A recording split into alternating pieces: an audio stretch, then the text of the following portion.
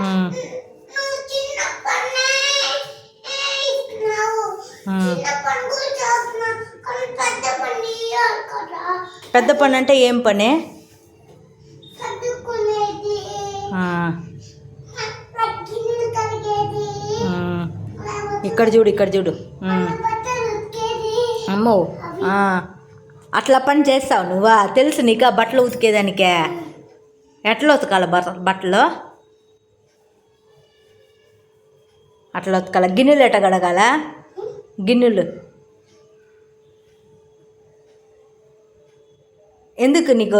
నువ్వు చేస్తావు, నువ్వు అబ్బాయి కదా, చెయ్యే చెప్పనే.